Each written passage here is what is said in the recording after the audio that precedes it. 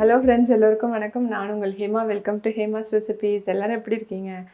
இன்றைக்கி நம்ம பார்க்க போகிற டிஷ் பார்த்திங்கன்னா, வாழைப்பூ வச்சு ஒரு சூப்பரான வாழைப்பூ உருண்டை குழம்பு தாங்க பண்ண போகிறோம். அது ஈஸியான மெத்தடில் எப்படி செய்யுதுன்னு பார்க்கலாம். வாங்க சமைக்கலாம். இப்போ நான் வாழைப்பூ உருண்டை குழம்பு செய்யறதுக்கு என்னென்ன பொருள் தேவைன்னு ஃபஸ்ட்டு சொல்லிடுறேன். நான் 1 கப்பு பருப்பு எடுத்திருக்கேன், 1 கப்பு கடலைப்பருப்பு எடுத்திருக்கேன். நீங்கள் சப்போஸ் கடலைப்பருப்பே சேர்த்துக்கிறீங்கன்னா பரவாயில்ல. இதை 1 மணி நேரம் தண்ணியில் நம்ம ஊற வச்சிடலாம். அதுக்கப்புறம் வாழைப்பூ 1 கப் எடுத்திருக்கேன். இப்போ மோரில் ஊற வச்சுருக்கேன். ஏன்னா நம்ம அப்படியே தண்ணியில் போட்டோன்னா கருப்பாயிடும், கொஞ்சம் கசப்பு தன்மையே எடுக்கும் மோரில் ஊற வச்சோன்னா. அதனால் இந்த நடுவில் இருக்க நரம்பும் அந்த கிளாஸியாக ஒரு இது இருக்கும் பார்த்திங்களா மேலே ஒயிட் கலரில், அதுவும் க்ளீன் பண்ணிவிட்டு தண்ணியில் மோரில் போட்டு ஊற வச்சுருக்கேன். அதுக்கப்புறம் சின்ன வெங்காயம் 1 கப் எடுத்திருக்கேன், பெரிய வெங்காயம் 1, ஒரு பச்சை மிளகாய். இந்த வெங்காயம் நம்ம பருப்பு அரைச்சிட்டு அதில் மிக்ஸ் பண்ணுறதுக்காக 1 வெங்காயம் பொடியாக நறுக்கி வச்சுருக்கேன். கொஞ்சமாக தேங்காய், ஒரு 7 பல் பூண்டு, 2 தக்காளி, கொஞ்சம் கொத்தமல்லி, புளி இந்த அளவு போட்டால் போதும் புளி. அதை ஊற வச்சு எடுத்து வச்சுருக்கேன். இப்போ கடலைப்பருப்பும் பருப்பும் நான் ஏற்கனவே ஊற வச்சு எடுத்து வச்சுருக்கேன். இதை இப்போ நம்ம மிக்சியில் அரைச்சிட்டு வந்துடலாம். இப்போ அரைக்கிறதுக்கு நம்ம 1/2 ஸ்பூன் சோம்பு சேர்த்துக்கலாம். காரத்துக்கு ஒரு 3 காஞ்ச மிளகாய், பருப்பையும் ஆட் பண்ணிவிட்டு அரைச்சி எடுத்துகிட்டு வந்துடலாம். எடுத்து வச்சுருக்க பூண்டையும் இதிலே சேர்த்து அரைச்சிட்டு வந்துடலாம். பருப்பு நல்லா அரைச்சிட்டு வந்தாச்சு. தண்ணி போடாமல் அரைக்கணும் கெட்டியாக. எடுத்து வச்சுருக்க வாழைப்பூவை கொஞ்சமாக வேக வச்சு எடுத்துக்கலாம். அதுக்கு ஒரு 1/2 கிளாஸ் தண்ணி ஊற்றிக்கோங்க போதும், நிறைய தண்ணி சேர்க்க வேண்டாம்.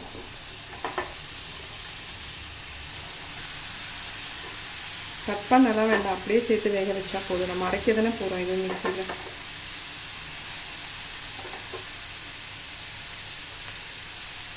பாருங்கள், வாழைப்பூவில் நல்லா தண்ணி வத்திருச்சு, வெந்திருக்கு கொஞ்சம் போல். இதை நம்ம ஆற வச்சுட்டு மிக்சியில் போட்டு அரைச்சி எடுத்துகிட்டு வந்துடலாம். பாருங்கள், வாழைப்பூ நைஸாக அரைச்சிட்டு வந்துட்டோம். இதை பருப்போடு சேர்த்துக்கலாம்.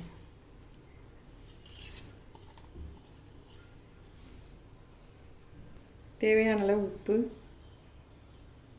பொடியாக நறுக்கி வச்சுருக்க வெங்காயம், கொத்தமல்லி.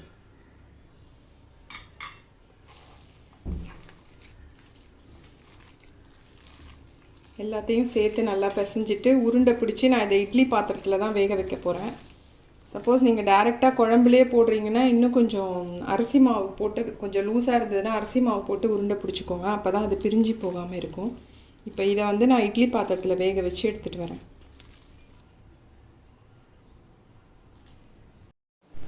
இப்போ நம்ம குழம்பு தாளிக்க ஆரம்பிச்சிடலாம். தேவையான அளவு எண்ணெய் ஊற்றிக்கோங்க. சோம்பு 1/2 ஸ்பூன், பொடியாக நறுக்கி வச்சுருந்த வெங்காயம் எல்லாம் சேர்த்து நல்லா வதக்கிக்கோங்க.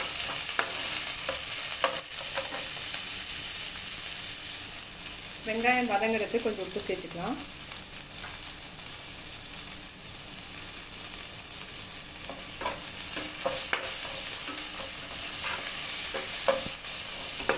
வெங்காயம் நல்லா வதங்கிடுச்சு. இப்போ தக்காளி சேர்த்துக்கலாம்.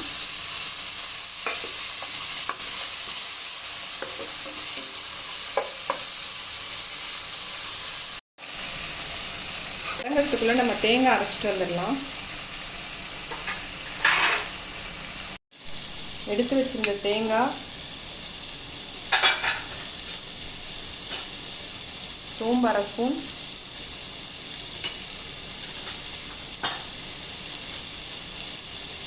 கசகசா 1/2 ஸ்பூன் போட்டுக்கலாம். கசகசா இல்லைன்னா நீங்கள் முந்திரி பருப்பு இல்லை பொட்டுக்கடலை கூட கொஞ்சம் போட்டு அரைச்சிக்கோங்க திக்னஸ்க்காக. பாருங்க, தக்காளி வெங்காயம் நல்லா வதங்கிடுச்சு. தேவையான அளவு தண்ணி சேர்த்துக்கலாம்.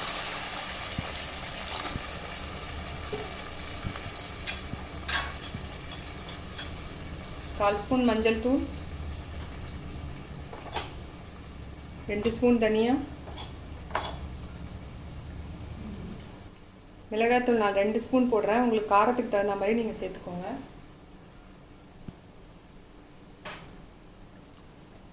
எல்லாம் சேர்த்து கொஞ்சம் கொதி வரட்டும்.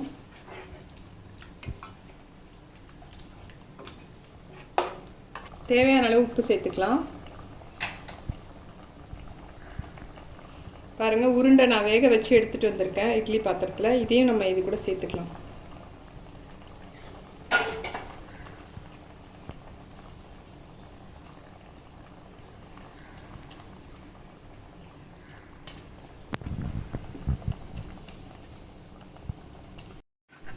நல்லா கிளறி விட்டுட்டு ஒரு 10 நிமிஷம் மூடி வச்சுருங்க.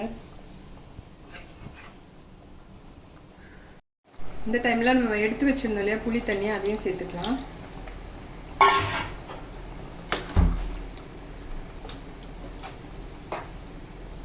மூடி வச்சுடுங்க, நல்லா கொதிக்கட்டும். குழம்பு நல்லா கொதிச்சிருச்சு. இப்போ லாஸ்ட்டாக நம்ம அரைச்சி வச்சுருந்த தேங்காய் விழுதையும் இதில் சேர்த்துடலாம்.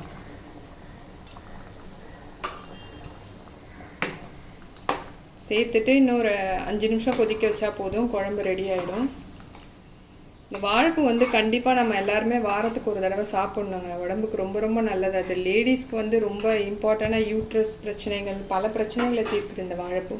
ஸோ எல்லாருமே வாரத்துக்கு ஒரு தடவை இதை சேர்த்துக்க பாருங்கள். இந்த உருண்டை குழம்பு செய்யும்போது அது பசங்க எடுத்தும் வைக்க மாட்டாங்க. வாழைப்பூ நம்ம அதில் மிக்ஸ் பண்ணுறதுனால கண்டிப்பாக சாப்பிட்ருவாங்க. இந்த மாதிரி நீங்கள் ட்ரை பண்ணி பாருங்கள், ரொம்ப டேஸ்ட்டாக இருக்கும் இந்த குழம்பு. குழம்பு நல்லா கொதிச்சிருச்சு, ரெடி ஆகிடுச்சு. நம்மளோட சத்தான சுவையான வாழைப்பூ உருண்டை குழம்பு ரெடி ஆகிடுச்சு. என்கிட்ட கருவேப்பிலை இல்லை, இப்போ டிமாண்டாக இருக்குங்க லாக்டவுனில். அதனால் ஃப்ளேவருக்காக சும்மா புதினா சேர்க்குறேன். நீங்கள் கம்பல்சரி கருவேப்பிலை போடுங்க. என்கிட்ட இல்லாதனால நான் அதை காமிக்கல.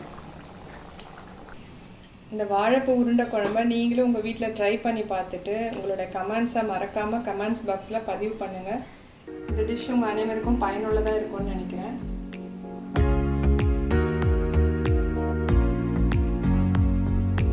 உங்களுக்குலாம் ஒரு ஸ்மால் ரெக்வெஸ்ட், நிறைய பேர் வந்துட்டு எங்களோட சேனலை சப்ஸ்கிரைப் பண்ணாமலே பார்த்துட்ருக்கீங்க. இந்த ரெசிபி பிடிச்சிருந்ததுன்னா மறக்காமல் ஹேமாஸ் ரெசிபீஸ் சப்ஸ்கிரைப் பண்ணுங்கள், சப்போர்ட் பண்ணுங்கள்.